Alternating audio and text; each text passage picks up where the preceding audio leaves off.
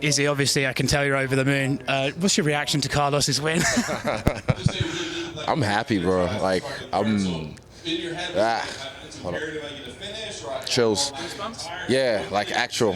Just to see, because I know him, and I know where he's come from, and you know what he's had to overcome to get here, and even the problems we had in between, but we overcame, and just happy. I'm ecstatic for him, and I can't wait till the world sees his true potential. That was nothing. That was just an introduction to what we can really do. Yeah, I'll just hold it. But I got to say that, like, it looks like that CKB style, man. The feints and stuff like that. But I mean, I think most importantly is he the biggest lady killer at the gym? The guy's a handsome man. Like I say, it's more to him than meets the eye, but he's easy on the eyes, 100%. Even what's the name said so as well. And I was like, hey, calm down. You're married. But I mean, congratulations, man. And I want to say, for you to come all the way over here to support a teammate, I think that's nothing. Like, he did the same thing for us to go to Abu Dhabi, you know, and look after us. So we did the same thing, and that's something. Time is something you can't get back. You can always give to someone, but you'll never get back, and that's truly selfless. So he's done that for me, like brothers do, and we'll do the same back for him. Is there a difference in the way your gym views that concept and the way a lot of individuals in this sport view their own careers? I think so, 100%. Like, we're not just gonna go back to the gym now and then go on a fucking 3-month hiatus or 2 months hiatus. We're gonna be back in the gym helping the other brothers out, you know, who've got their fights, because they help us when we had our fights. So we do the same thing back. We have to give back. You always have to give back your time to the gym. That's how you commit. That's your rent you pay every day. On your own situation, you're obviously moving up to fight Jan Blachowicz. I remember there was one time I spoke to you before your Kelvin Gastelum fight. That's dope. Yeah, it was just bling bling. Flex on them. So you actually had one on the broadcast. You had one on the UFC one. That's if I don't want to wear my belt around, I just rock that around. That's not bad, man. Not bad. I remember I spoke to you before your Kelvin fight, and I said to you, "Does it ever annoy you that people are just going to look past this fight and talk about your next fight?" I feel like Jan's going to be the same situation. By the time Jan rolls around, they're not going to be talking about Jan. They're going to be talking about the Jon Jones fight. Are you prepared for it, or is that going to still annoy you? I mean, I'm prepared for it, but I also know it's going to be part of it. But I don't look past Jan. Jan's a beast. Jan, I know he's had some losses. He's climbed back from like 1 to 4 setback to come back and win the title. So yeah, I don't look past a guy like that. He's a beast. So, and I'm jumping up in weight. You know, that's something that gets me jacked up. Like, yeah, let's go. Yeah, actually, yeah. You know what I'm saying? Who's skinny now, motherfucker? Nah, I'm still skinny. I like being skinny, but yeah. It's just something that gets me juiced up, like, yeah, let's fucking go. Juiced up. Not literally.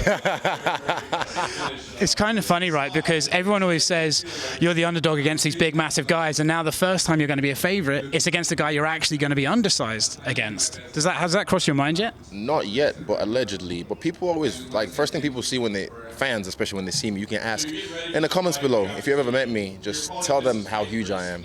Allegedly.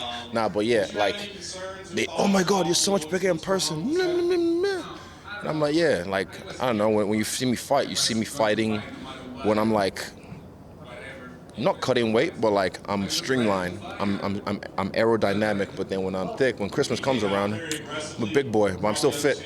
I'm still fit, man. On the surface of it, it's a big, heavy puncher against a guy who can move. Seems like we just saw you in a fight like that. Do you think it's the same sort of thing, or does Jan have tools that Costa doesn't have? I think so. Jan definitely has his awkward style of striking, which is something I'll definitely take care of. I have my teammate Blood Diamond, Shejuan. He's even more awkward, so I'll have some work for that. And also he's got his apparently wrestling or grappling, but you might get to see my ground game a little bit more this fight. You've seen some in the Kelvin Gastelum fight and the, the Tavares fight. You've seen it in the Italian fight when I single leg X sweep them and then try to get on top, you know. But you might see a little bit more this fight, maybe. But I mean, you got to get me first. You got to be able to catch me first. I just like striking, but also love grappling. But I only use it when I need to. Kind of like Razor Blade. Razor Blade, Curtis Blades likes to use his grappling, but if he's forced to stand up, he'll fuck you up on the feet. Does this surprise you? Jon Jones hasn't tweeted about you fighting for the 205-pound title yet. He's probably loading. And he's probably waiting till, I don't know. I don't even know. I don't check. But like, he's loading. It's rubbing him the wrong way. I know it's rubbing him the wrong way, so I'm like, all right, say something stupid. He knows I got clips. I'm ready for him. If you could pick one thing, do you fight Jon Jones at 205 pounds where he was considered the best, or do you wait for him to win the heavyweight title and fight him for the heavyweight title and beat him there instead? I'd say the first, then the second. Like if I was waiting, I'd just go back to 185 and fuck people up there, and then if he wins the heavyweight belt, I'll just jump up and then take that off him. But it'll be cool. It's like, okay, you took my old fucking toy, now I want it back. Yeah, I want my toy back. Yeah, and he comes back down, and I slap him across the face. Do you think he moves up to heavyweight, or do you think he will wait down now to fight you? Fuck. He still hasn't got a fight match, though, has he? He's what? Taking time to get accustomed to heavyweight when he's been saying for the last 10 years he can beat any heavyweight, blah, blah, blah, blah, blah. So, I don't know. Don't care. I'm still just doing me. I'm just doing me. I'm enjoying myself, and I'm enjoying my man. Fuck yeah. I'm so proud of us, man. Like, what we've done from little old New Zealand, to have now in our gym alone 6 guys in the UFC, and we're dominating. It's beautiful. It's fucking beautiful. 2 last questions. 1, interesting time to be in the United States of America, right? Ooh, crazy. Well, I think in my head, I thought it was gonna be yesterday that the Civil War happened. But I got told it might be another 2 weeks. So I'm like, all right then, we're gonna be out of here by then. And I can just be in New Zealand like, so nice, sad night. Oh, poor America. I love America though. My relationship with America is just pretty much food. You can see I love the food out here. Like, just, it's crazy. But And the portion sizes as to, you know.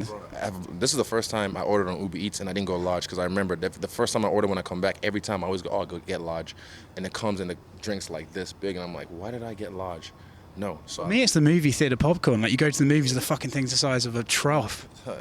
Yeah, I don't know what they're trying to do, baptize you in popcorn, but nah, like definitely medium or small, because you'll be all right.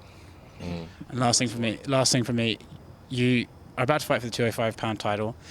Then you're probably going to have this mega bucks matchup with Jon Jones. Do you ever stop and laugh at how cosmically scripted your life seems to be?